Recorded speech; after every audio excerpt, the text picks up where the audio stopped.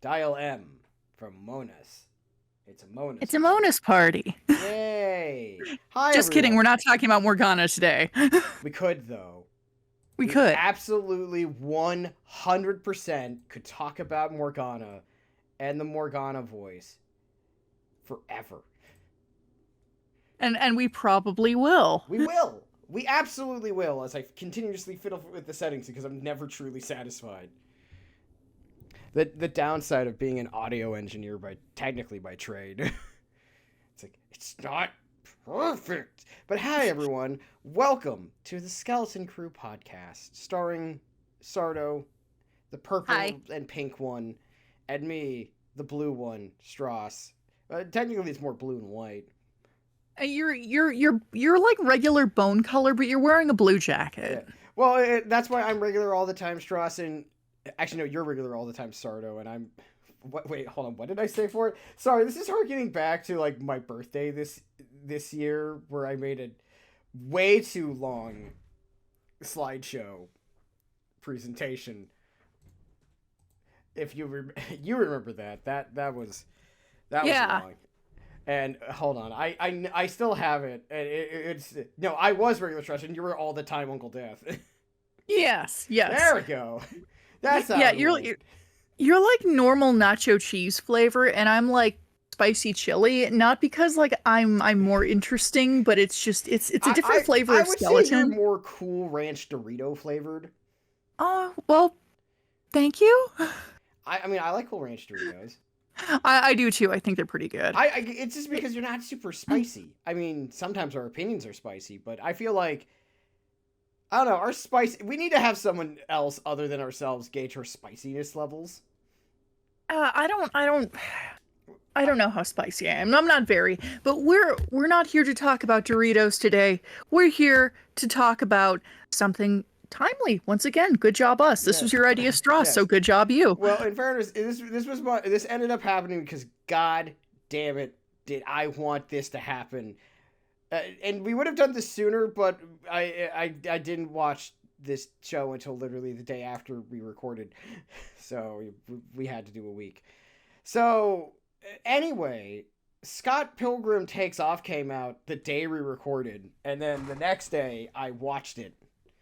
And I was like, and I quite literally was like, Sardo, we're gonna have to talk about this. You messaged me like we have to talk about this, and there was no negotiation period. It's like, no. Yeah, there was no like, hey, this would be cool if it's like we're talking about this. It's like, okay. It's like, no, we have to talk about this. And after you watched it, I think you agree with me. Yes. Yeah, I think it was very interesting. So it was actually kind of nice, but also like weird getting back to Scott Pilgrim, because I remember it mostly from I'm a plebeian. I saw the live action movie first before I read the graphic novels. I didn't. I did the opposite, like a real turbo nerd. I saw the movie and it's like, okay, oh, there's comics. Oh, okay, these are cool. Actually, this is a good place to start, really, I think. What is your relationship to both the movie and the comics? So, overall, I have to say, Scott Pilgrim is a period piece. Scott Pilgrim is a period piece for people our age. It is slightly people who are 30 to like 40 to like 50 years old. It is a time capsule for millennials, and I think it does an excellent job of capturing it's a period piece in the way that so many others are, that it's like this is not grounded in realism what that's like, but it's like it covers the more important thing, that it's like this was the vibe of the times. Mm-hmm. And Scott Pilgrim was the feeling of like the early 2000s to the very early 2010s. Mm-hmm. So I always liked Scott Pilgrim. I think it's interesting. I think it's visually dynamic. I was not originally a huge fan of Brian Lee O'Malley, the artist's comic style. Like it took some time for it to kind of grow on me, but I really like it now. In fairness to that, his style changes a lot if you read the comic. Like It does. The difference between how it looks in like the first book versus how it is in the last one Yeah. is very like night and day, and it's a lot better. He'd probably be the first one to tell you that it's like, yeah, no, first book looks good. You know, it made it to print. Last book looks way better. As with most artists, you improve and grow over time, and that shows in your work, especially when you're doing a Sequential like art. a multi-issue sequential series. Yeah. But yeah, for me, I heard of the movie, but I read the comics, not for any one particular reason. And then 'Cause I just did. And then I watched the movie, and my honest opinion of the movie, just real quick, is good movie, very compromised adaptation. I wish I had read the comics first in hindsight. Yeah. I'm sad that I didn't do that. I understand that because I had like a friend of mine saying about Takes Off was just like, oh, you don't, you just need the movie and this. I'm like, no, you don't. No. Absolutely. Yeah, I didn't get that because like the movie really skips over a lot of very pertinent information and like time. Like one of the things a different friend of mine in the same server said recently is like one of the things I liked about the comic is that it makes sense that like why Ramona and Scott are a couple, because it's like they're dating throughout the comic book over like a full almost year of time. Yeah, the movie is a lot more compressed and packed in, and as such, it feels like everything goes way quicker than it should. It does also in Takes Off, but it Takes Off has like a lot of other stuff going on that we're going to be talking about. Yes. And it makes a lot more sense when you play it. Well, I'm sorry, play it is for the video game, Scott Pilgrim versus the World, the game. There's also a video game. Which has very little to do with anything else, but is really good. Yeah, very well received, and just a good game. I've played it. And I beat it. the other facet of, I guess, Scott Pilgrim in general as a thing that exists is, from a personal standpoint, I never found it super like relatable in terms of like, yeah, these are the people who are my friends, these are the people I would hang out with, and it's like, and I don't need to is the first thing. Well, I think, and I think you'll agree with me when I say this. Like one of the things that makes Scott Pilgrim sort of very like time capsule is that it's specifically a time capsule for like college age students. Yes. In like the early 2000s. And it's in that like unsure transitory period where you're 19, 20, maybe 23, you got out of high school, and you don't know what you're doing with your life, but you don't have that question of what is my life going to be, and you're feeling kind of aimless. And that's something I do like about the characters, is that general sense of aimlessness, and we're just kind of doing whatever the hell we need to do in the given moment. Yeah, and it's also like this time period, like before like smartphones, before like social media really becomes a thing. Mm-hmm. Because like one of the things I remember when talking about this with friends outside of you, because we actually haven't talked about it yet. Not a whole lot, no. No, we've been saving it for literally this podcast, so this is the first Stross and Sardo conversation on Scott Pilgrim Takes Off. Because I know we've talked about Scott Pilgrim briefly here and there over the past year or so, just because it kind of came up randomly at times. But like the thing with Scott Pilgrim is like it's very much takes place in like major city, the year 2000 and like 2 or so. Like, it's a very specific time period before, like, cell phones become ubiquitous to everything in your life. And well before social media starts. Like, Twitter doesn't exist for another 4 years.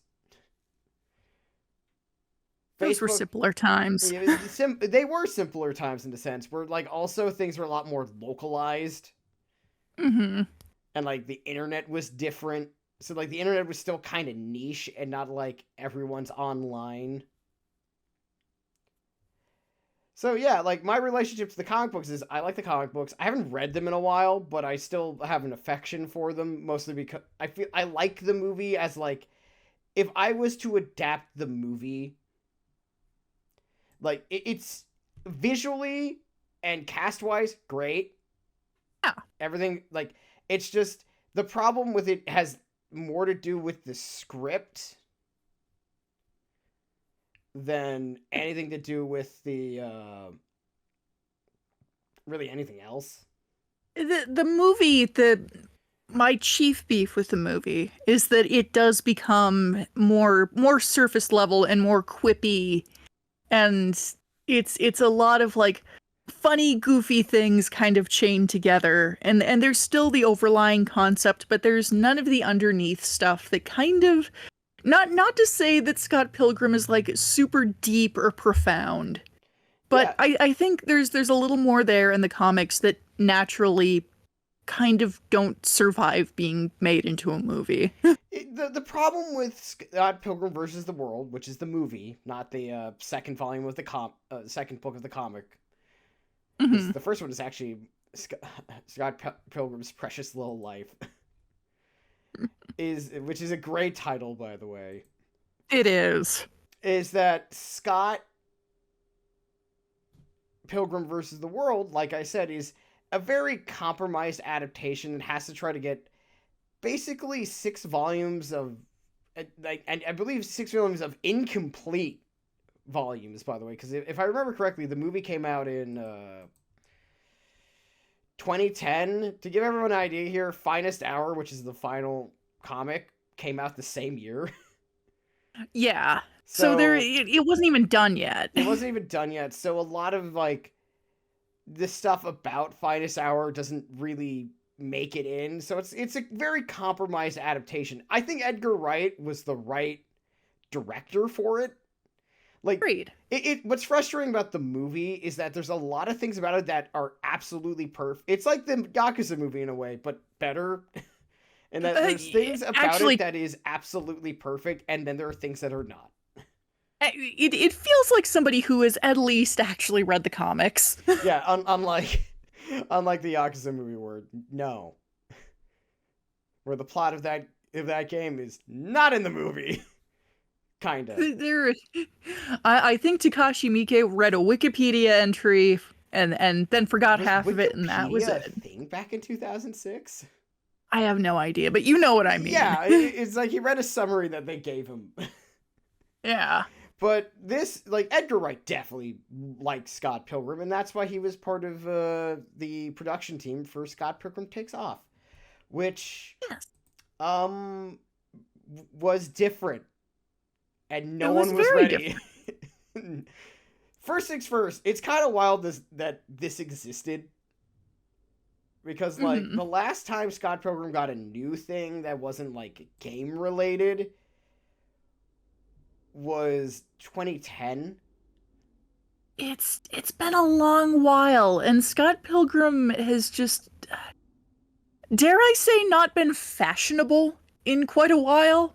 Can I say that? Well, you know, what's funny is that we're now in that, like, the 20-year cycle where, like, actually it is back to being, like, that time period is now back to being, like, considered fashionable.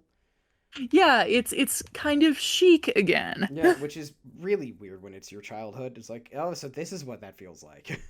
Like, oh shit. I remember going to high school with girls who really wanted to be Ramona Flowers. And now here we are. And so it's like, oh god, I remember dating people who wanted to be like, who were like some of these people, and it's really Yeah. awkward. Yeah. But yeah, so Scott Pilgrim Takes Off is an 8-episode series on Netflix, done by Science Saru, who is the animation studio. And we should first mention that this is not the first time we've ran into Science Saru. Do you remember the last time we ran into them? Not ringing a bell. When was the last time? You should, because it made us cry. It's Hey K Story. Da-da-da. Oh my god. Well, hey, Da-da-da. two for two for Science Saru. Yeah, and as everyone should know by now, I will find a way to wedge Hey K Story in somewhere to tell you to go watch it. So go watch it. You should. You should also As watch you this should. too, because this was also quite good. But yeah, I would say this is not, because I remember when this was announced, I was like, oh, cool. It's like this was going to be an adaptation of the comic book, because the movie kind of is and isn't at the same time. Mm-hmm. But that's not what we got. In fact, what we got was Brandon Lee O'Malley saying, "You already read the comic. You already saw the movie. You're not getting the Here's same something thing again. different." I added cheese this time." And I respect him for that. No, because that's the first thing that, like, you know what? This is your chance to, like, maybe undo some of the problems with your comic book that aren't necessarily problems, but are, like, things that I think people rightfully criticized. and it's like that, and also there's a lot to talk about, people. I'm sorry. Like briefly, because we've touched upon the movie, and I want to say, the movie, especially also the comics, there was a lot of stuff that was of its time. There was definitely some stuff where, like, going back, I reread Scott Pilgrim not too long ago, like within the past 6 months, and there was some stuff that's like, oh yeah, this was written in the early 2000s. And also the movie, and a lot of it here, and it's nice because it doesn't feel so much that it's like apologizing or like trying to mend it or act like it never happened, as it's like, yes, this was like the old material. We're going to improve upon that, and we're going to elaborate upon things a little more. Well, we're going to add, to really, like, expand upon it, we should probably talk about why it's called Scott Pilgrim Takes Off, and that's because the character of Scott Pilgrim is ejected from his own story. And it's so good. Like, it was in episode 1 or 2 where that happens. Do you remember? It's episode 2, yeah. And I'm not a virulent Scott Pilgrim the character hater. I think he is a flawed human being who's kind of a loser. He's a major loser. Well, like, I think that, like, one of the things the comic does, just to make sure people get this, is that Scott is supposed to be not a horrible person, but kind of like a very real kind of shitty. He's kind of a dirtbag, and a dirtbag in some very real ways. Scott is someone you know. And Scott changes and grows, and he doesn't necessarily become a great person, but he becomes a different person and a better person by the end of the comic. Yes, in a variety of ways. Like, Scott is the type of guy who is 23 dating a 17-year-old. I think that really should start you off. We should note that he's quasi dating, not like full on, like, oh, we're a couple. Because like the girl in question, Knives Chow, who is an awesome character. She is one of my favorites. She's the 17-year-old girl who just thinks Scott is so cool and wonderful, and she's, you know, as you do when you are a young girl who, like, you know, you see this older guy and it's like, wow, he's amazing, he's so mature and he gets me. And so she's kind of fastened herself onto him, and Scott is a spineless piece of shit that can't tell her, no, I'm not going to date you because I'm 23 and you're a child. Like, the thing with Scott that needs to be understood is that, which, by the way, this is why Michael Cera being the casting for him is actually kind of brilliant. Mm-hmm. Like, yeah, he's probably not as supposedly good looking as Scott is supposed to be. I don't think Michael Cera is ugly. He's just kind of, he's just like a normal guy. he's also very gangly. Like, yeah, his face is normal, but then you see, like, all of his limb. He's a very gangly person, which is why he plays nerds very well. Yes. But, like, Scott's got kind of that, like, everyman boy next door sort of, like, he looks fine, and you could probably see how somebody could find him attractive, if not charming, then endearing. Yeah. And it's like, it's very noted throughout the comic book that, like, Scott is, like, actually a pretty solid friend at the very least, usually. Yeah. Like he's a mooch, and he's kind of lazy, But, like, all But of his friends would, like, in the comic, they even point out, like, all of his friends are a lot less happy with him out of the picture. It's actually very funny. yes. And it's also Like noted that, like, all of these characters are not bad people. They're just it's not, no one's really a perfectly good person. they are all flawed, regular ass human They are beings. very flawed people. Because they're people.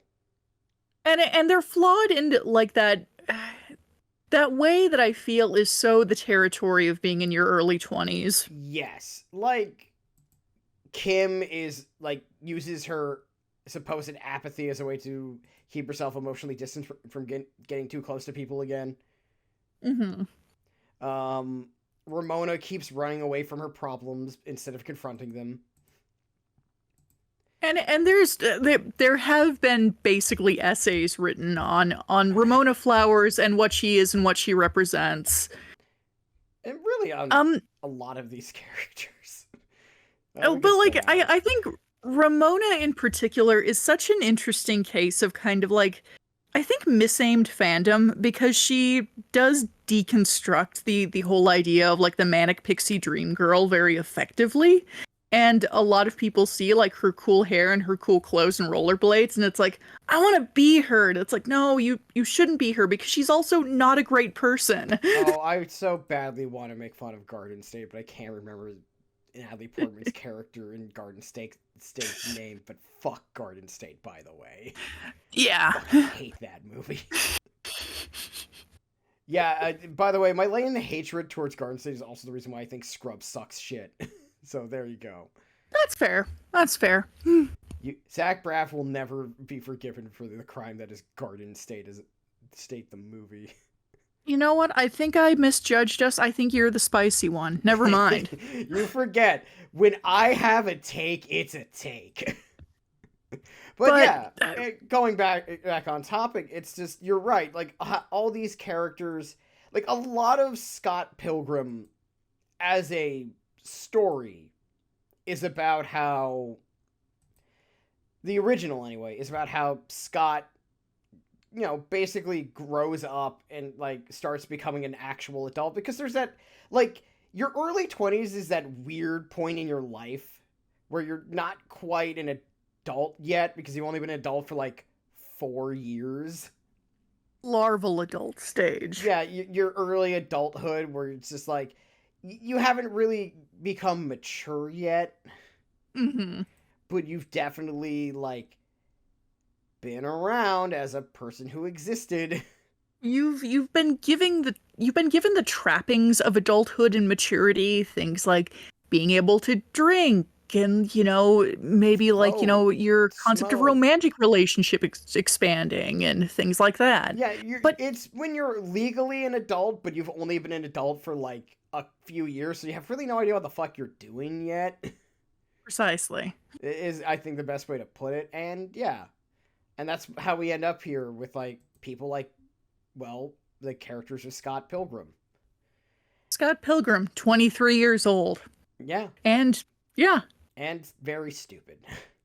extremely stupid. And I really do admire the effectiveness of the comic in particular for managing to tell a story about the main character and the people around him who can be very stupid sometimes without making them frustratingly so. Oh yeah. Because like Scott does stupid things. Scott does heinously stupid things. Scott does stuff that really kind of make him a scumbag initially.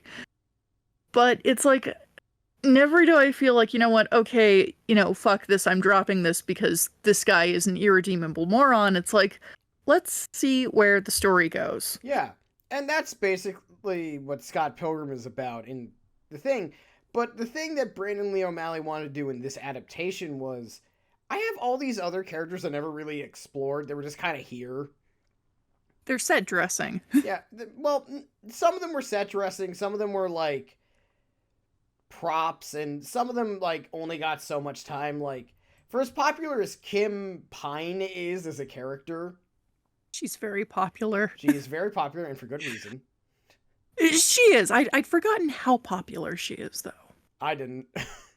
Yeah, I was on the Kim train for years, man. that doesn't surprise me at all. Yeah. Yeah, But some things do not change. But they've gone unexplored by the majority of Scott Pilgrim media until now. Because in fairness to the comics, it's about Scott. It's Scott's story, and it makes sense that it's focused on him because it's his story. And But really, it's like I would also I would say so. Really, we need to talk about the real main character of Scott Pilgrim Takes Off.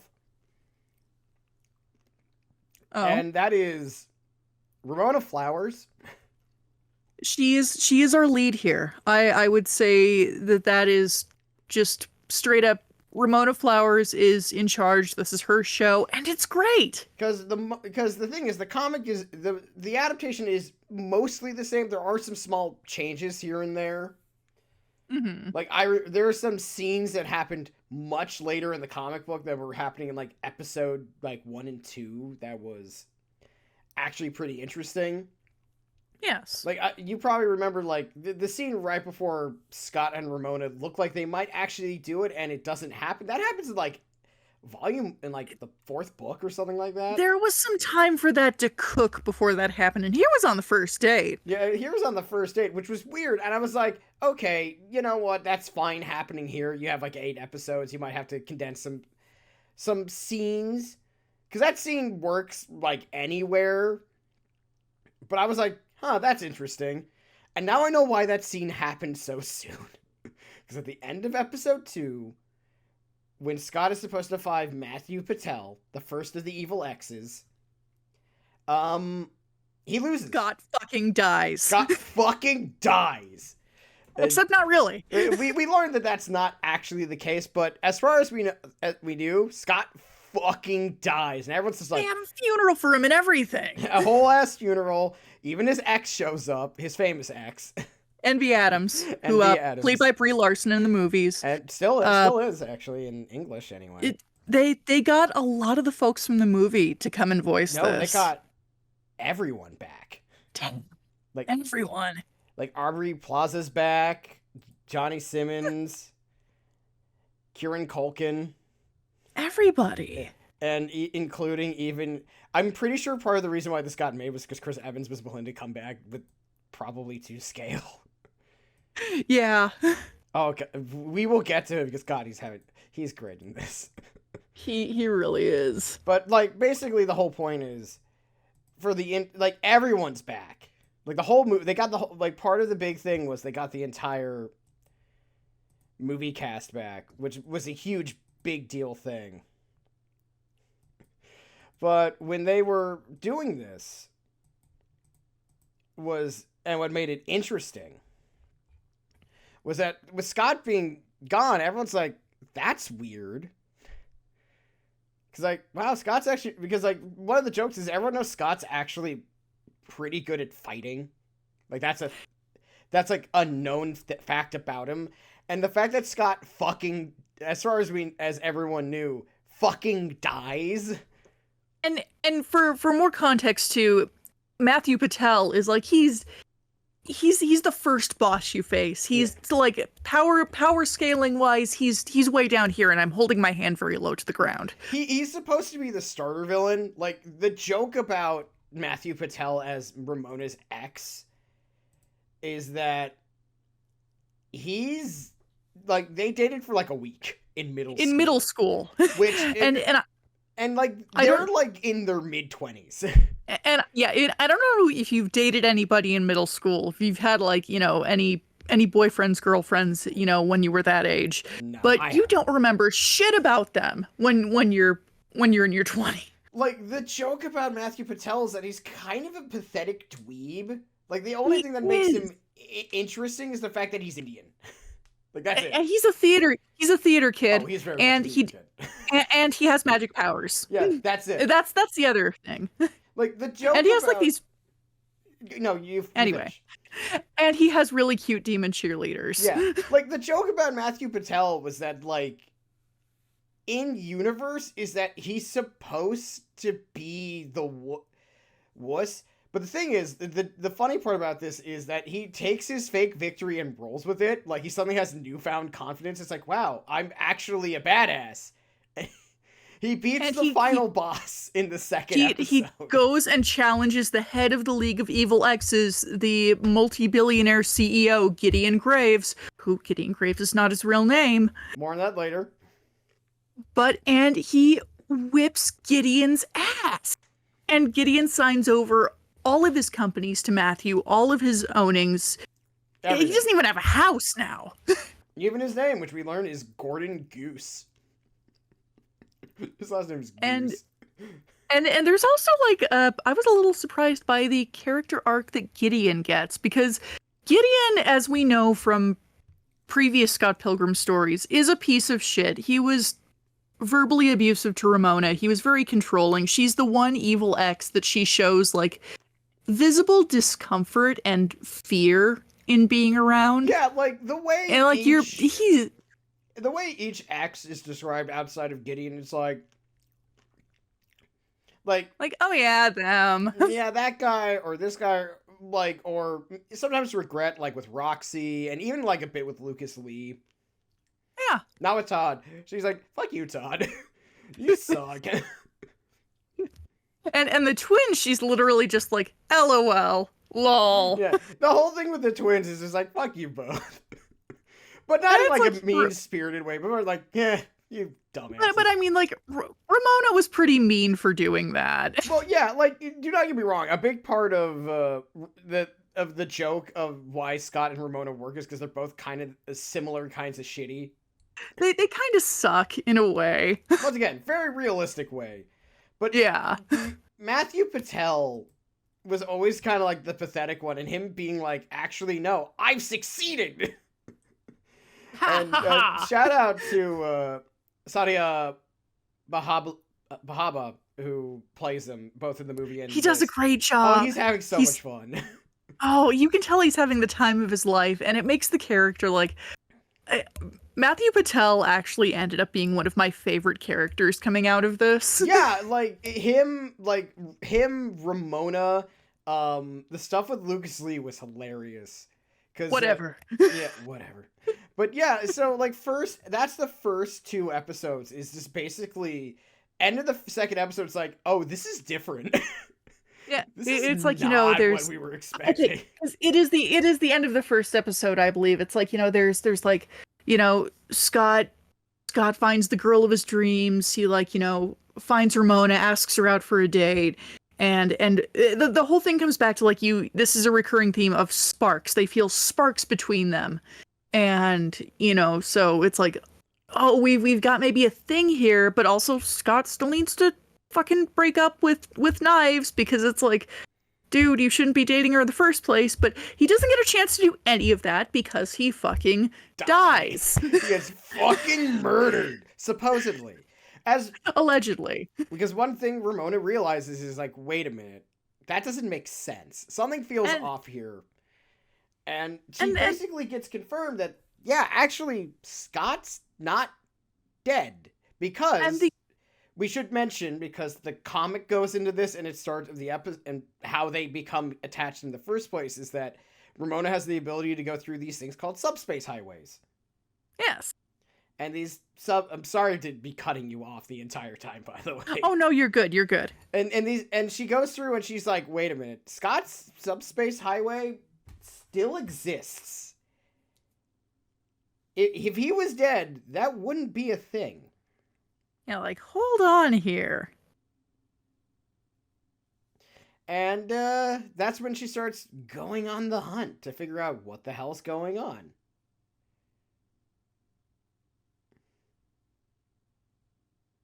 So we follow Ramona, who, in keeping with her passion for Columbo, which is canon, yeah,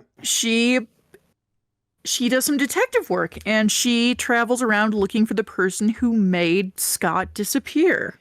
And the first of these, so basically episodes 3 through 8 is basically dealing with that, what caused Scott Pilgrim to take off.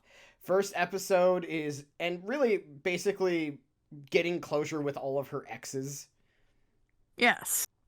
Specifically, like episode 3 is about Roxy, and Mae Whitman's back, and she's having a blast.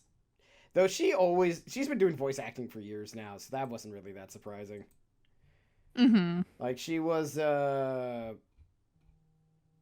a bunch of stuff. Like she was in Avatar: The Last Airbender. That's right. She's Katara. A show we will one day talk about, we promise. Oh, yes. But yeah, and that episode was very gay, but lady gay. There's quite a bit of like, you know, there's. I'll have more to say a little bit on this later, but to their credit, they at least did a lot better with the gay representation than the live action movie did. Justice for Roxy Richter. I think she got some here. My favorite part about this is because Roxy challenges Ramona. They get their closure, and then they're just kind of hanging out at Kim's like decrepit workplace, which is an old video store. And it's just so funny because it's like, have you ever tried kissing someone else? And Kim's like, no, why not? And no sparks. But then the camera pans back out from their kiss to like Roxy leg locked around her waist. It's like, Jesus Christ, girl, calm down. It's very interesting. It's like, wow, that episode also had the first time we see Knives pick up an instrument too. It's true, and I liked the little story arc that Knives got with her kind of like, and she even mentions to Scott at the end like, hey, I figured myself out, and I've learned a lot more about myself and what I'm good at and who I am.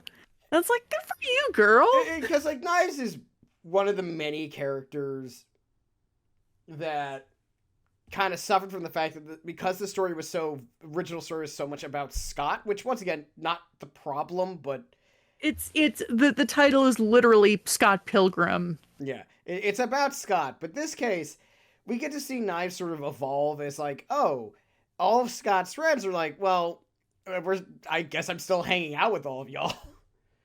And also like and Knives is stupid talented.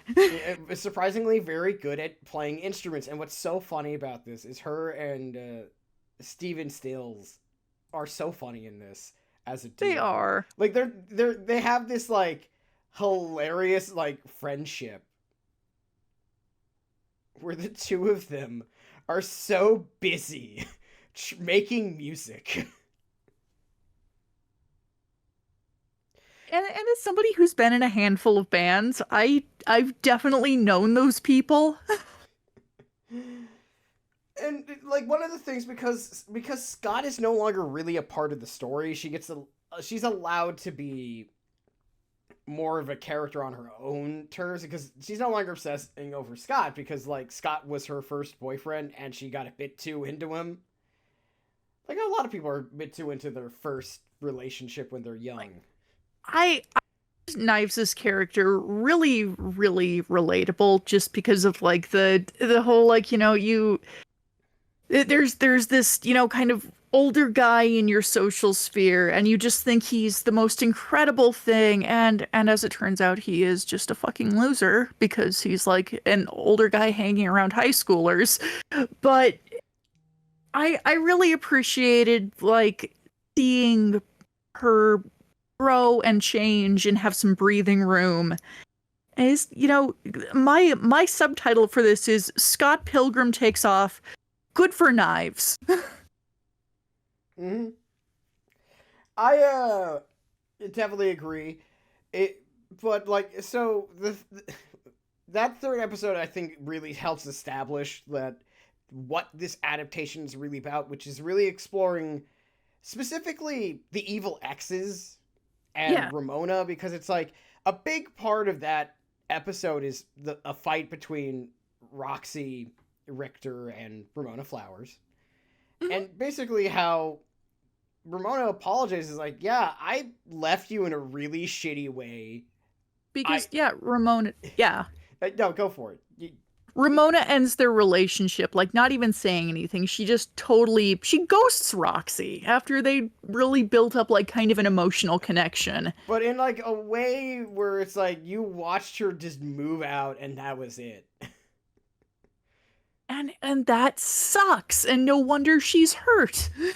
Yeah, and it's just like, and they get through this huge big fight where they fight through several movies because fuck you, this is Scott Pilgrim, we could do that. Also, Different like we also need to mention Brandon Lee O'Malley's art style works so much better in animation than I ever thought it was going to.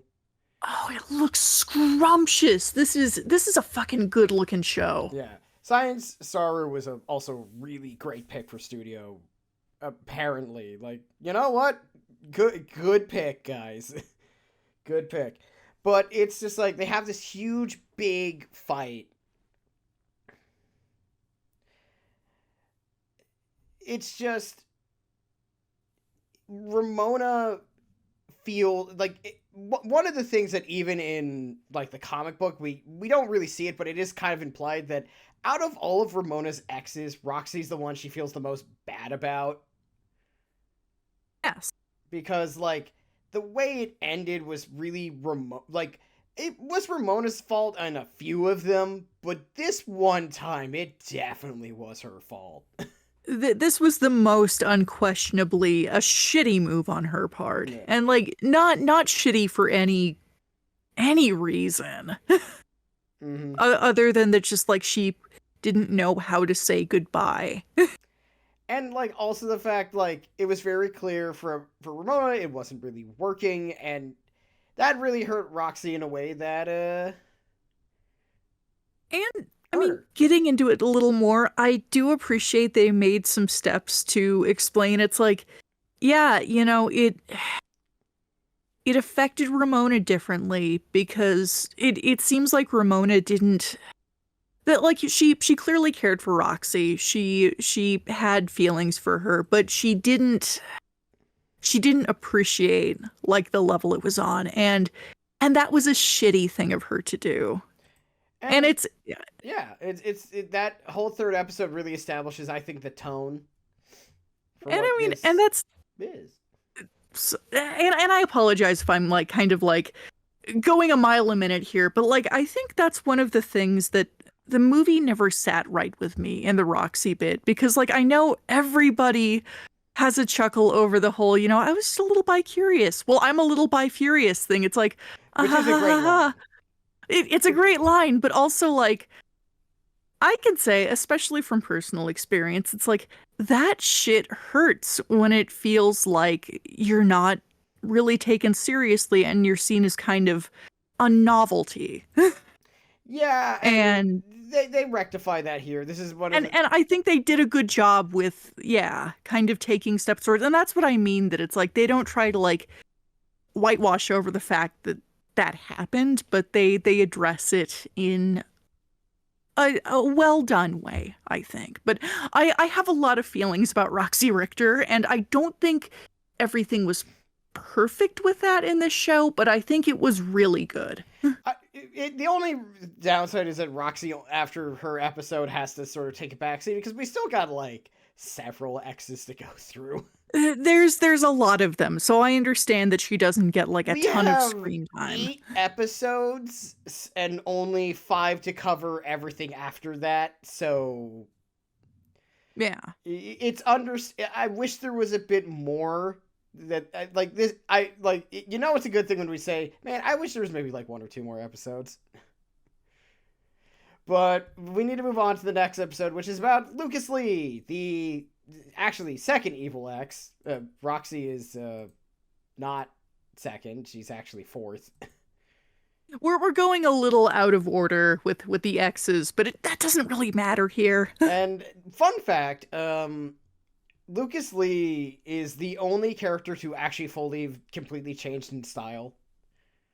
Yes. Because Lucas Lee is originally looked more like Scott. Mm-hmm. Much like Not in the way I think they did that because number one, in the movie he was originally played by pre-Marvel movies Chris Evans, Yes, he where was. he's so much fun in the movie. By the way, He's a delight in the movie. I Chris Evans always steals the show. But he loved playing the Hollywood jerk prima donna Lucas Lee, and he's I having so much fun here being back at it. It's like, I always no, loved I was not going to do the Marvel What If show, but fuck it, I will be back for Scott Pilgrim. I always love seeing Chris Evans play a piece of shit in movies. And according to him, Scott Pilgrim was the most fun he ever had in a movie. Oh, I believe that because you watch his turn in the movie. Because the joke about Lucas Lee's one of the main characters who really benefit from this adaptation. Yes, he does. Because the funny part about Lucas Lee as one of the evil exes is he's the one who's most over Ramona.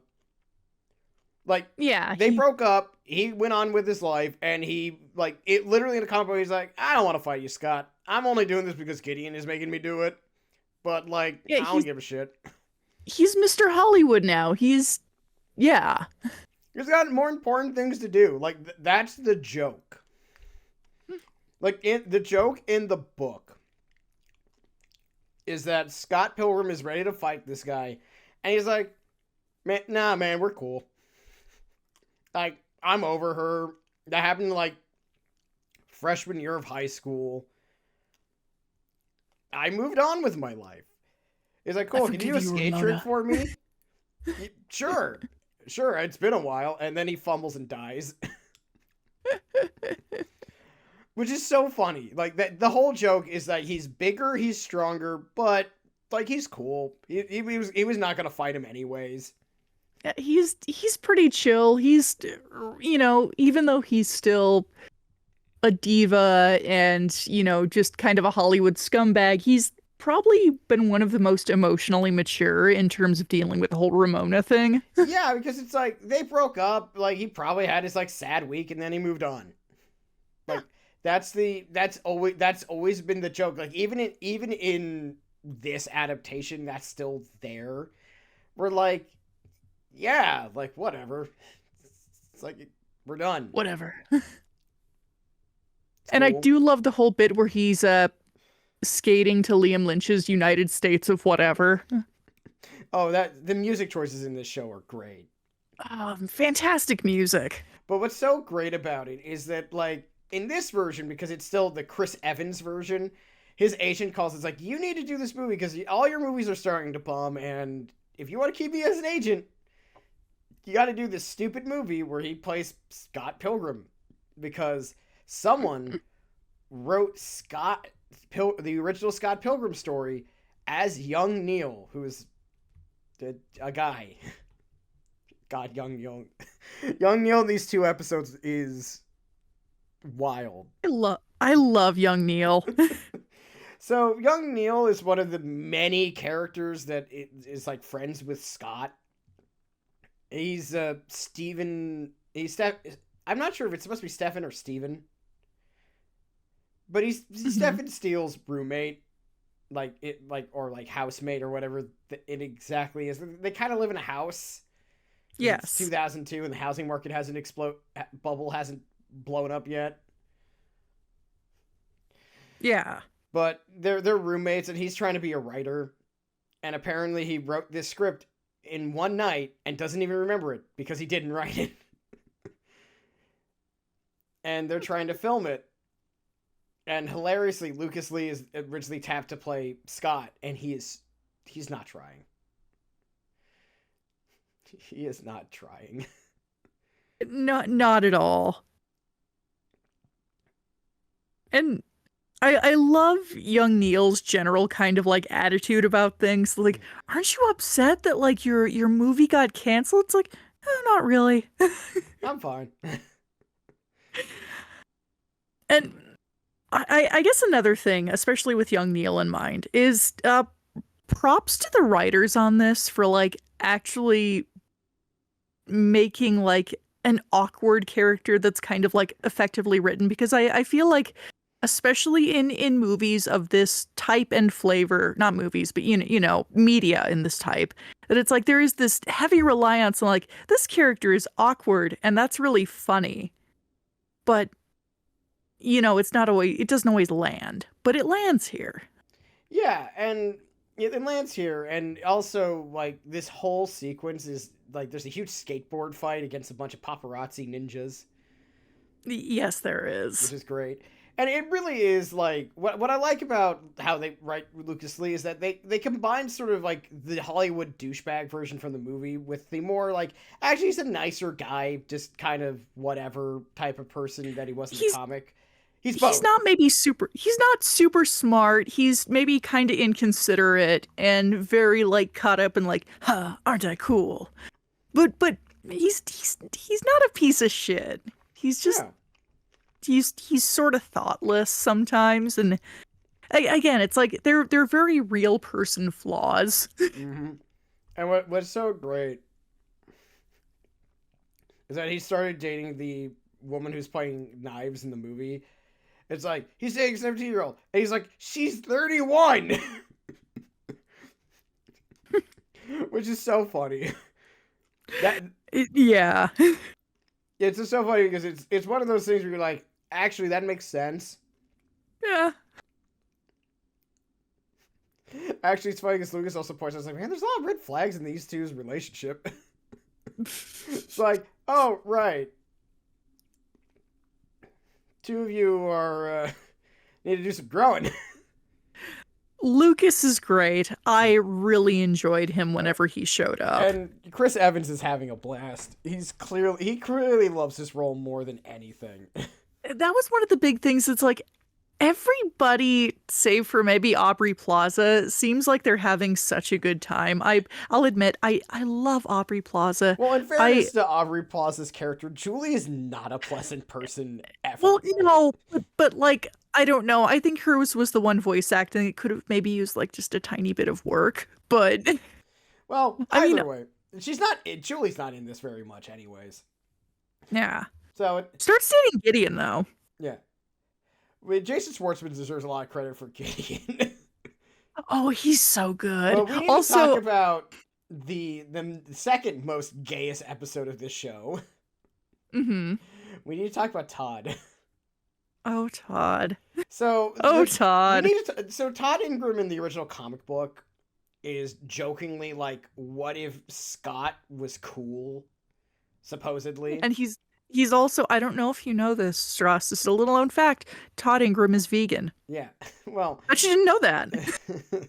So the joke about Todd is when you look at him, his design's very similar to Scott, but he's taller, he's buffer, he actually can play the bass, which is a He's joke. got like the kind of heroic proportions.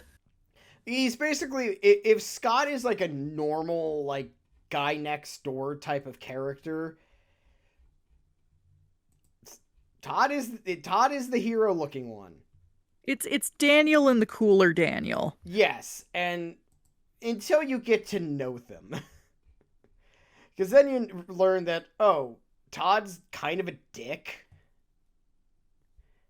Actually, he's a massive dick. Mm-hmm. Like, it needs to be noted that, like, throughout the story, like, when you go through it, you start realizing that, oh, like, the whole point of, like, part of the reason why Todd loses his fight despite having superpowers is because he's vegan. That's a thing. Don't ask. And yes, vegan portals are a thing in this. Well, because in the original comic, the joke is that because Todd's a phony, like that's kind of his thing, is that he's a massive fucking phony. He was secretly cheating on his diet. I forget on what. Do you remember? Oh, it was gelato. Gelato isn't vegan. It's milk and eggs, bitch. Right. Yes, that's what it was. But like the joke is like despite Todd being like powerful and competent, like part of the he's also currently dating Scott's old ex, Envy Adams. Oh, Envy Adams. Oh, Natalie. Envy. We do love Envy. No, the best part is that she comes in to the story, like, sings a song about the death of her ex and leaves. Yeah, it shows up, comes to Scott's funeral. Everybody leaves with her because they love her. Um, yeah. Envy is maybe one of the few characters who kind of suffers in this adaptation because, in fairness, she had a lot of like stuff going on in the comic book, so and she doesn't need to be it here. It's like we've gotten plenty of stuff for Envy here. She's kind of the butt of the joke here, and you know what? I think that's I think okay. It's fine because, like, because Scott is less important in this story. Also, she's Envy Adams, and she'll be fine. Yeah, she'll be fine, and she gets to be fine. Though she comes dressed to Scott's funeral in the most ridiculous, like, I'm shooting a music video outfit ever. I loved that outfit. That was such a good outfit. It's great. But really, the key part of Todd's part in this is that they are casted in the role of Ramona Flowers and Scott Pilgrim in the increasingly failing Scott Pilgrim's Precious Little Life story. And this gets really funny. Because we need to talk about a character that we haven't talked about yet, but it's very important. Wallace fucking Wells! No, we need I to love talk about Wallace. Straight Wallace. I don't want to talk about Straight Wallace. No, we need to talk about Straight Wallace because Straight Wallace plays the incredibly gay Wallace Wells. And Wallace Wells heckles him off the stage. Yeah, Wallace shows up to check things out, real Wallace, and he's like, boo, he says something mean. And then the director sees him and it's like, oh my God, you're perfect. Do you want to play Wallace Wells? He's like, yes. So he does. I will say this version of Wallace is a lot snarkier, but he's also like in a very different situation, and it's fine. And we love Wallace. We do. I love Wallace. Wallace's biggest crime is being incredibly gay. I love him. But by the way, so shout out to Kieran Culkin. He's having a blast here too.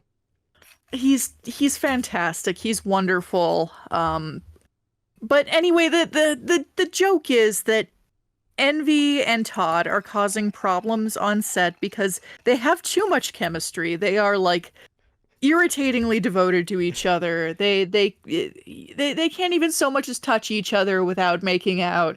So Wallace whispers in the director's ear, it's like, I've got an idea. And so instead, he and Todd share a kiss on screen. And Todd's like, oh my God. And then they fuck a bunch. They fuck a whole bunch. Well, like every scene's like, you want to go over the lines, and then it's like this cuts to the trailer, and it is rocking. And the best part is when they go into the trailer to talk to Todd. Because, once again, Ramona's really only in this movie as a stunt double for herself, which is weird. Because, well, she's trying to make sure to figure out if Todd did it, because it's like, hey, I looked at the footage. That's a vegan portal. Yeah. And you're a vegan, as you've told many people. Yes, you've told many people, and you have that powers. Was it you?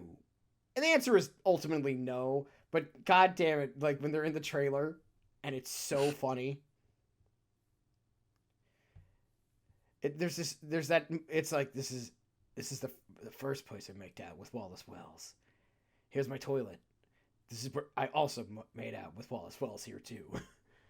And both Envy and Ramona are like, please stop. I don't care. Please stop this. That's enough. We just want to show you the video. But yeah, I like what they did with Todd here because like they kept the fact that the reason why Todd was basically ultimately defeated in the comic book was because he was cheating on Envy with their drummer. Mm-hmm. And this time it's like, no, he's cheating on Envy with Wallace Wells. Master turning straight men gay. Or at least straight men bisexual. Who knows? I feel after all this, I'm pretty sure Todd can only love Wallace Wells. Well, that's more of a single target sexuality then. I guess.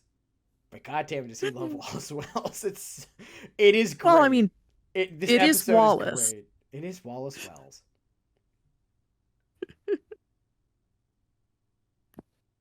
But yeah, so there's that. We don't focus on the twins very much. The twins are kind of like useful peripheral figures. That's Kyle and Ken Katanyagi. Which is sad, which is kind of how they've always been. They were the least interesting of Ramona's evil exes. They made a robot. They made a robot. That will be important later. But they assist in a lot of the temporal past future bullshit that's going on. So we'll talk more about them when we talk about who really caused Scott to disappear. Because we need to talk about Gideon Gordon Graves, or real name Gordon Goose, who shows up at Julie's house as a pathetic loser. I know you'll have felt the same way, but when he and Matthew are fighting on the top of his skyscraper thing, it's like, and he's wearing the white blazer and the red shirt, and it's like, God, I love Yakuza. I was like, that had to be deliberate. I know that was a reference. Well, here's the thing, though. I'm unsure how much of a reference that is, because we have to remember these came out around the same time Yakuza was first coming out, so who knows? The way it's worn, though, that's a reference. Yeah, that I know in my heart of hearts that is a reference. The way it's worn in that fight, absolutely. The actual original color scheme being red and white, probably coincidental. I know, but you know what I mean. But yes. And then Matthew Patel later on, he's wearing the black suit with the red shirt and the black tie, like Majima's outfit. You understand what I'm getting at. Anyway, Gordon Goose. Gordon Goose. As we learn, Gideon Graves is not his real name. Nope. And we dive into Gideon a lot more, where we learn that, he's originally from Toronto. He's originally Canadian, and he used to be a loser. Yeah. Now, this is a bit of a change from the comic book, where he was a lot older than Ramona. Here they're about the same age. Yeah. But that's fine, because I'll be real, I had no issue with the age change. I think neither did I felt it was fine. I thought it was the right choice, because ultimately it's just because the story's so different, it's fine. And you're made to not empathize with Gideon more, but kind of see where he was coming from. One of my favorite things was they called me No Fear in high school because I wore a No Fear shirt to school every day. They called me Fearless. Fearless, yeah. They called him Fearless because he wore the same fucking No Fear shirt every day. It's since I'm fearless, I have no fear of social rejection if this doesn't turn out the way I want. Oh yeah, he proposed to he asked the most popular girl in school to go out with him, and literally states, "I have nothing to lose if I do this, so here's my 12-point plan of why you should date me." She says no. And Julie was watching the entire time.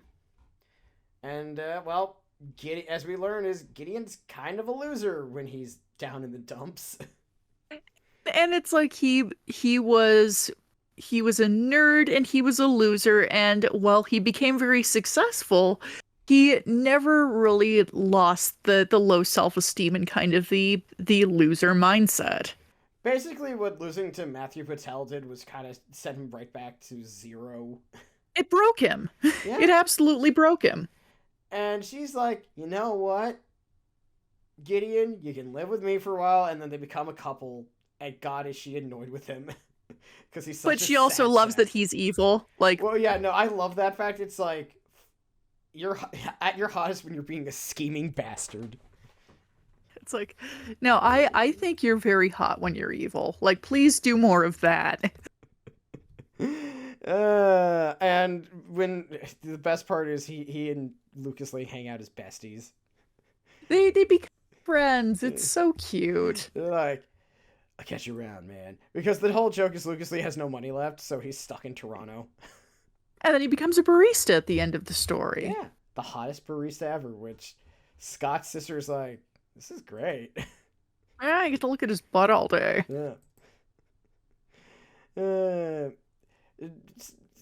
One character who definitely doesn't really get much out of this is Stacy Pilgrim, Scott's younger sister. But No, she was always kind of a bit character to begin with. like, I'll be real, I don't really have a problem with that. Yeah, because that bit was really funny. But, so, I guess, Stross, we get to the important question here. Who did away with Scott Pilgrim? Who made him take off in the first place? As Ramona goes through everyone who could have possibly absconded with Scott, she figures it out as she goes back to tell, Kim, Steven, Wallace, young Neil, and Knives, and she comes up with the fact that only one person could have pulled this off, because one person has been around the entire time, and that's been Robot 01, who is made by the twins. And she figures it had to be a vegan portal, and who's the ultimate vegan if not a robot who does not eat anyways? Therefore, he's the most vegan thing ever, and he makes the ultimate vegan portal, much more powerful than even Todd's. But who was telling the robot what to do? And that's when Scott reappears.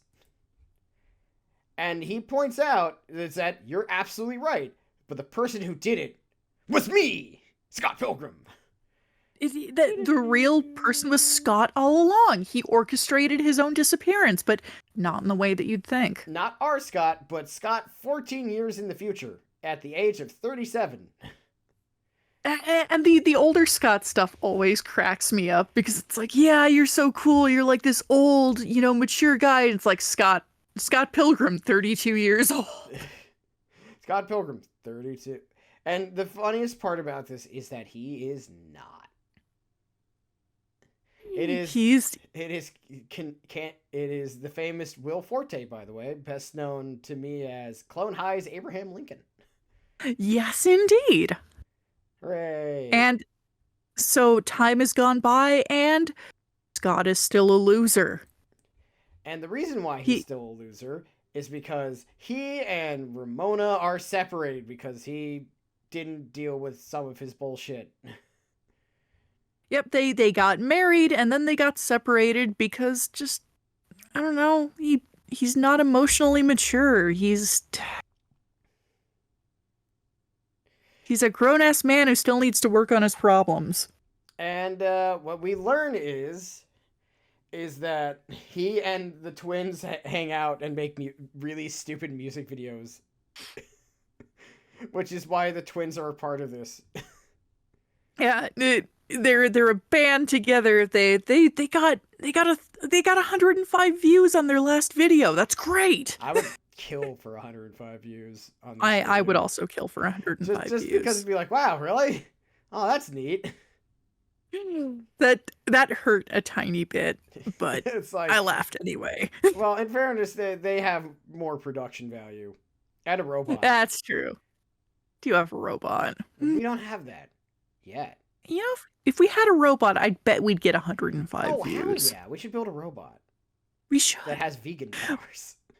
Yes, but it turns out that future Scott has been orchestrating all this because he wants to prevent current Scott from ever getting together with Ramona, because Ramona broke his heart because she was a conniving she-devil, according to future Scott. According to because one of the things that Lucas Lee points out in his episode, it's like, there's a lot of red flags here that neither of you have really dealt with, and if you don't deal with it, it's going to cause problems in the future. And surprise, surprise, yes it did. Both of y'all need to work on your bullshit, and they didn't. Yeah, they granted the himbo the gift of prophecy, and he foretold it. But what happens is, as we learn, is that the person who helped Scott get back, because Scott doesn't want to turn into his older self, because he's like, actually, no, I'm a loser, still mooching off of Wallace Wells. And Wallace is still doing great because he married a guy who works at Nintendo. Looking great too, by the way. Oh, Silver Fox. I love old Wallace. I Old want to be Wallace. old Wallace when I grow up. But because older Ramona is just like, damn, man, it's like they still actually love each other. They're just stupid. And it's not like older Ramona's like, I hate you, Scott. I've moved on. It's like she still cares about him too. It's just he needs to deal with his shit and she needs to deal with her shit.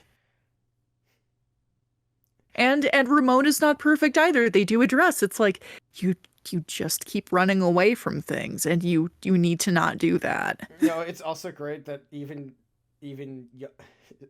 that that even everyone points out that, because it turns out the ghostwriter is Ramona Flowers to make sure that they stay together, and it's so funny because it's like, if you're able to pull this off, therefore his plan didn't work. You didn't need to do that. It's like, it's not the best plan ever. They go through things. There's Scott Pilgrim's Precious Little Life. The movie gets turned into a musical. As written by Knives Chow and Stephen Stills. And the whole musical bit definitely gave me a sensible chuckle. I'm a big I think part of the reason I loved Matthew Patel in this so much is because I'm also a big musical theater person, and it's just like a theater kid. He's like, they go to Matthew Patel. It's like, hey, what if you want to start the musical? He's like, yes, yes, I do. And there's a whole bit where he's like doing Agony from Into the Woods as both princes, and it's just like, oh, he's just like me for real. I think it's like Matthew Patel is like the new He Just Like Me for Real guy. Yeah, and it's just so funny because what ultimately is, the plan is, okay, Scott's back. They can't kiss, so something's wrong. They try to... There's a force field separating them every time they try. And they're like, okay, who set it up? And the answer is, surprise, it's still old Scott. He had a contingency plan, so points for old Scott for having a contingency plan for once in his life. But you know what, Scott, like, man, if you could put your time into all this, you could have put some time into maybe getting some therapy, talking to your wife. Do some couples therapy, and you guys would have probably have solved this problem already. And men will literally rather invent time travel to go stop their past selves from getting a relationship. Oh no, it's so funny because it's like they had one of their arguments was basically about that, and she's like, "Oh god damn it, you actually did that. You invented time travel instead of going to therapy." I mean, technically speaking, it was the Katanyagi twins that invented time travel, not Scott. The one who proposed it, so it's like it was his idea in the first place. But I love that bit where it's just like, yeah, if I could go back to this, oh yes, actually you can do that. It's very easy. Yeah, I'm sure we could pull it off. It's like, oh, then let's do that. Oh man. And so, but yeah, so it's even older Scott who has spent 10 years in isolation, physically training his body. Because when we first see old Scott, he's kind of a, like, I would actually say he's a pudgy, older Scott with a big beard. He's a regular 30-year-old guy. He's a 30-year-old guy who likes craft beer, maybe a little too much. Yeah, and you know what? I'm going to say he looked very nice. Like, if it looked wasn't nice. For, like, if things went better with Ramona up until that point, he'd probably be, like, a very jovial, like, oh, he would have been Santa for the kids. Oh, yeah, like, Scott would be a grill dad for sure. So be a grill dad. But what's so great about it, though, is that then even older Scott, who basically turns into evil Ryu, but old. And technically he's Akuma. And he's fucking yoked. He's yoked as hell because he spent like 10, he's 47, he spent 10 years training. And I lost my shit at the 47 bit because he looks like he's in his 60s. Well, It's that's what happens when you train for 10 years straight. Apparently. That gave me the giggles. But yeah, so older Scott's there and he's pissed. Mm-hmm. Because it's like, you foiled my plans. Fuck you. I figured out that I don't need to just stop you. I need to stop the world. So he transports all of the people in the audience there to his future pocket dimension. And he's like, I'm gonna fucking myrtleize all of you. And he does. Like, all the 7 evil exes, Scott, Ramona, Yeah. everybody. He even punches the highlights out of Nice's hair again. He does. That is a running gag that will never not be funny. But that's the thing. What we learn is, it's just like, the problem here is that basically what we learn is that Scott was just going through a rough patch, and he overreacted because, well, and I enjoy too that they mentioned something about him being like the big bad, and he's like, no, I'm the good guy, and he seems like genuinely distraught over this idea that he might be the one who's wrong. And it's like, yep. And I think this show did a nice job kind of like subtly calling out the sort of dude who really like related to Scott Pilgrim maybe too much in a way that missed the point. oh yeah. But also in turn, like, a great point is Scott's like, do you think I want to turn into that? No, thank you. No, please no. I'd rather not. Yes. And then future Ramona shows up. And once I saw like the wrinkles under the eyes, it's like, yes, actually make her look her age. She looks so good. And initial future Ramona still looks pretty young, probably because she took better care of herself than a certain somebody else. yes, older Ramona is a baddie. Ramona's, I believe you mean Ramona State has been a baddie her entire life and refuses to change. Like, I think, I don't know, like, regular Ramona is just okay to me, but like older Ramona, it's like, yes. Which older Ramona? There's 2 of them. The oldest older Ramona. Because I'm gonna the one with the wrinkles. Older Ramona doesn't have wrinkles because she's only like 37. But like the penultimate older Ramona that we see. And then Ramona fuses with Ramona and they become Super Ramona, and they're like, Scott, stop. You're being a dumbass. Just like Sonic the Hedgehog. Yeah. This is important, which is why I'm pretty sure that Yakuza reference is legit, because there's a lot of Sega references in all of this. Of course it is. I think you're right, by the way. It's just, it wasn't initially, but now it definitely is. Man, Gideon Graves wishes he was cool as Kazuma Kiryu. Yeah, Gideon's gonna go somewhere after his fight with Matthew and sing Bakamitai. Dame. Can we get Jason Schwartzman to do that? Oh my god, I wonder if he has a cameo. I would pay him good money to sing like 5 seconds of Bakamitai. That'd be great. But yeah, basically what happens is ultimately Scott's like, makes a vow, like, nope, don't want to be that. That guy's a miserable bastard and isn't having a good time. Nope. And it's kind of sad too, because like future Ramona's like, I still loved you. And he's like, so can we get back together? She's like, no. No, not until you fix your problems. Because I still love you, but you really need to go to therapy. I thought it was really well done. Yep. But though it is so funny, it is funny. It's like, let me make my own choices. Like, bitch, I already know what your choices are. I am you. He's like, shit.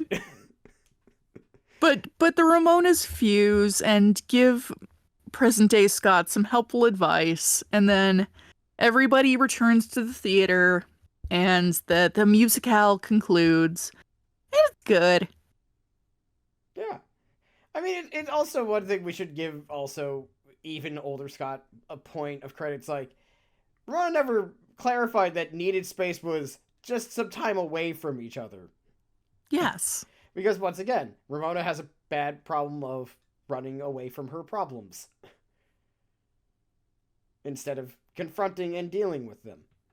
Mm-hmm. Because, well, these are properly, normally not perfect people. And so, Scott Pilgrim Takes Off ends with a newly reformed sex bomb with now keyboardist Knives Chow. And everyone's a little bit happier, kind of. Yeah. It's like I was really happy with the ending because like there was definitely not a like return to status quo means everything's okay. It's like there's some stuff that's still kind of the same, but a lot of things have changed and they're probably going to keep changing, and that's good. Mm-hmm. Cuz that's if you're the same person in your 20s that you are in your 30s, that's a horrible thing. So, I liked the ending. Well, someone said it very well. One of my mutuals in the same Discord server I keep bringing up said it very well when they said they heard someone say Scott Pilgrim the comic book is your 20s as viewed from your late 20s, like your mid to late 20s. Scott Pilgrim Takes Off is your 20s as viewed by your 30s and 40s. True. And it does a really interesting thing. It's so true. And it's like there's part of me who's like so a good friend of mine, IRL, is a big Scott Pilgrim fan. Yes. And he is 23 right now. And I just like I want to tell him, it's like, man, I don't probably need to tell you this, but you should come back to this series 10 years from now and see how you feel.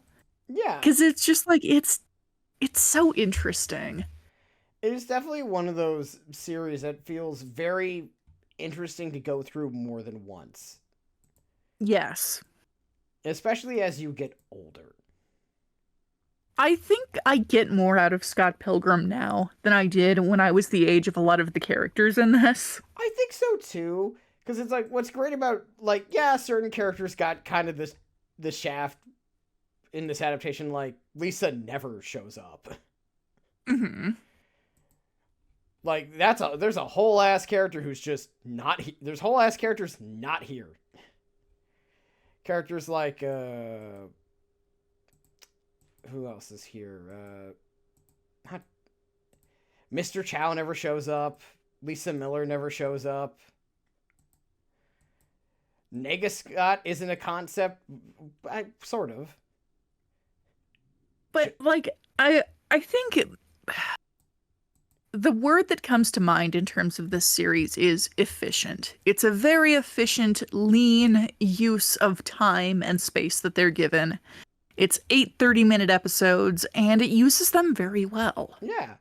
And it does its job, and as an adaptation, but more accurately an expansion. An expansion's a good word. As an expansion to the original, I think it's really... this was needed. Majorly so. I feel like this improved upon the source material. Mm-hmm. And yeah, because, like, I think one of those things that it's like Scott Pilgrim has always been one of those things that I've enjoyed it. Like, I've unquestionably enjoyed it, but I've also had weird feelings about for some of the stuff I've mentioned before.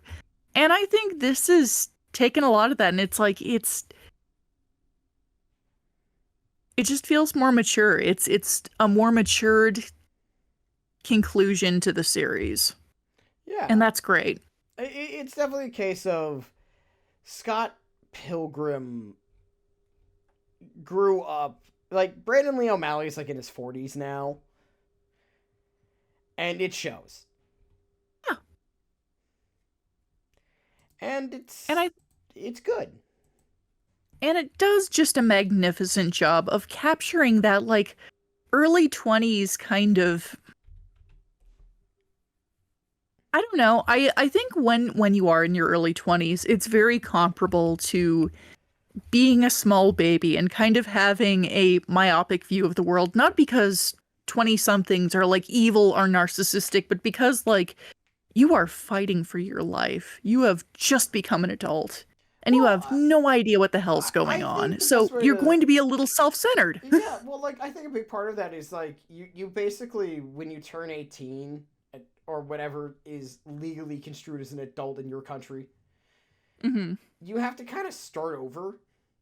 Yeah. Like because suddenly you're now you're a brand new adult and there's suddenly all these adult things you have to do for the first time that you never had to do before and it's like it's like resetting yourself. And a big part of I think Scott Pilgrim captures that aspect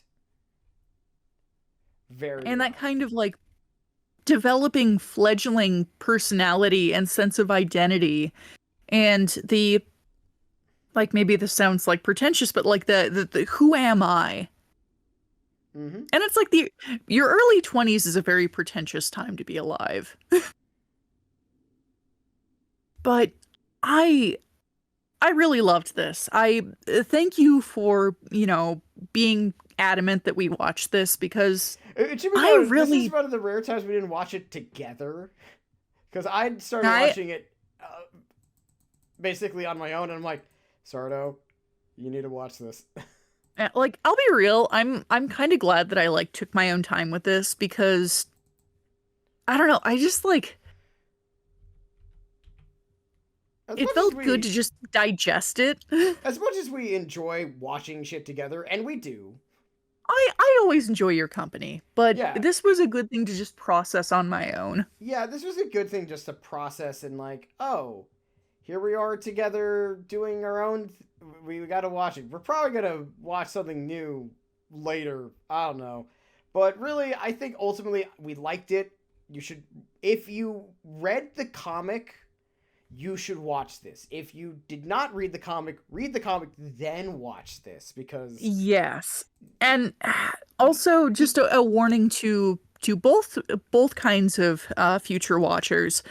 Don't go into this expecting a straight up blow by blow it's adaptation. not. This is something new. Yeah, and always remember Wallace Wells turned Todd Ingram incredibly gay for him, and it is one of the funniest things that ever happened. Wallace Wells made Todd Ingram have an awakening. And it is, it's That's great. my It's great in the epilogue when he meets his husband. It's like, oh shit, Sparks, goddamn, they're real. I want to retitle this series Todd Ingram Awakening. It's great. But yeah, really, I think the best way to sum it up is if you are a fan of Scott Pilgrim, you should watch this. If you think Do this it. sounds neat, read Scott Pilgrim and then watch this because it doesn't really talk about Scott very much, so it's going to be kind of weird. And if you have no idea what or who the hell Scott Pilgrim is, but you really like beautiful animation and good music, watch it. Give it a shot. Oh, it is very well animated. This was gorgeous. I really like I this was kind of it was a hot tub of a viewing experience because it's like I just want to sit here and soak this in. Oh yeah. But yeah, I feel like that about wraps it up for Scott Pilgrim Takes Off. Yeah, a title where the title is shockingly literal. Uh, Another banger viewing suggestion. Thank you, Stross. Yeah, absolutely. Yeah. So what the hell you been watching, Sardo? Uh, If anything you Other want to than talk about. this, I've not been watching a whole lot. I'm making my way towards the end of Baldur's Gate 3. I just killed Orin. I just dispatched the Iron Throne. So that's been fun. But in reading world, Mhm. I started a manga called Hunting in Another World with My Elf Wife. How is it? Allow me to explain. It's not bad so far, actually. Yeah, that's good. So the premise is that this like young man, like, who's like a hunter. He's a hunting enthusiast. He gets mauled by a bear and dies. And of course, in the isekai trend, he gets reincarnated into a fantasy world. And this young elf woman rescues him.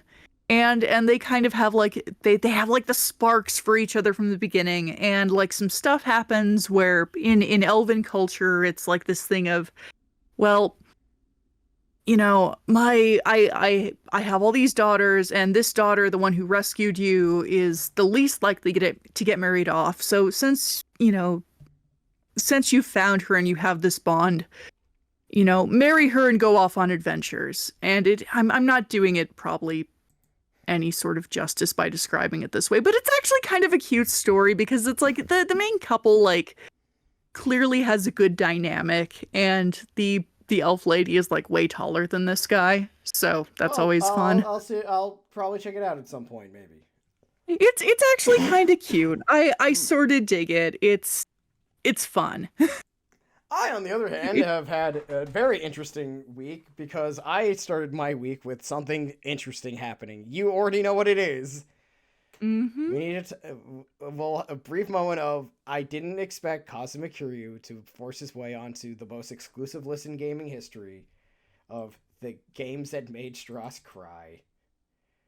It's another one. You had me watch Number four somehow, some way ended up being the mid-cool game, The Man Who Erased His Name. Who would have guessed?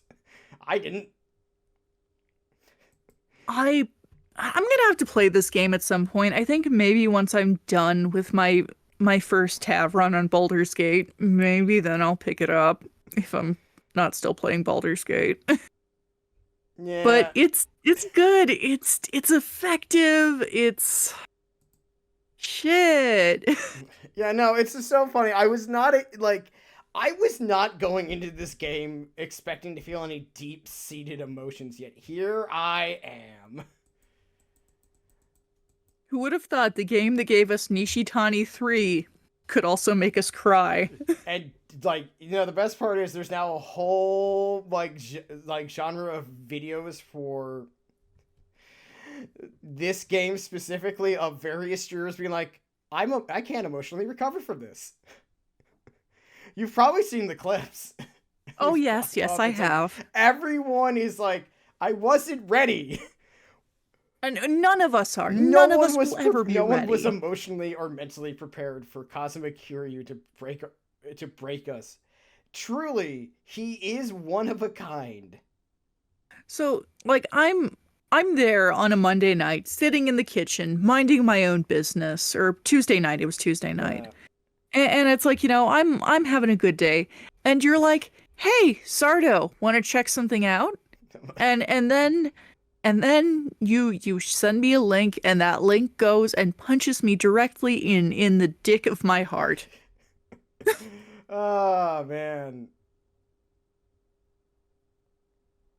And it's a lot.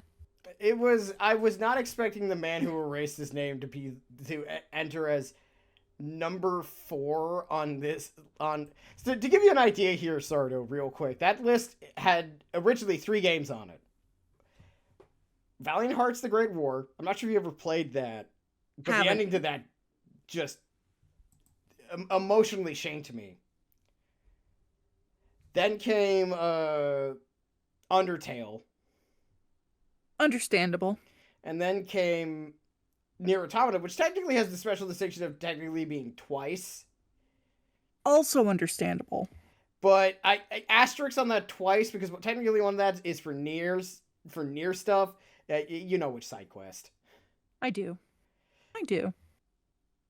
Yeah, and you asked me like what my list was. Nier Gestalt was definitely one of those games that made me cry. But yeah, it was just so funny to go through that. It's like, well, I didn't expect this to be on the list, but here we are. And here we are. So yeah, that was my week, was being emotionally devastated. Kazuma Kiryu continues to be one of the most heartbreaking dudes of all time. He's a dude of all time. But folks, thank you all for coming. This is the Skeleton Crew podcast. You can follow Sardo here at Marquis Belial for the art Account. account. Autopsy Garlands is my main. I'm gonna really look forward to drawing this thumbnail. I've got plans. I'm stoked. So excited. This is great. I'm stoked. Also in turn, Uncle Death on Blue Sky. Uncle Death will be on Twitch with a K. Both cases will be streaming tonight when this episode comes out. I'll be there at 6:30 p.m. Mountain Standard Time and 8:30 p.m. Eastern Standard Time. I'm Almighty Stross at every social media platform that I'm still on. And you should follow Stross. He streams on Tuesdays, Thursdays, Sundays. Same time I do, 8:30 Eastern Standard Time. You play video games. We're playing Persona 5 Tactica right now. Yeah, apparently I think we're already halfway done. Damn. Yeah, it's not a very long game. Huh. But yeah, thanks for being here. Thanks for listening. I hope you have a good night, day, whatever time it is where you're at. Also, be well. You could email us at skeletoncrewpodcast@gmail.com if you want to send stuff in. We're open to ideas for episodes, stuff to do. My mom sent us a suggestion. We might do that at some point. Hell yeah. Yeah. But in the meantime, folks, you all have a good, wonderful, whatever time it is where you're at. I don't know when you're listening to this. And remember, gelato isn't vegan. It's not vegan. You'll lose your vegan Milk and eggs, bitch. Milk and eggs, bitch.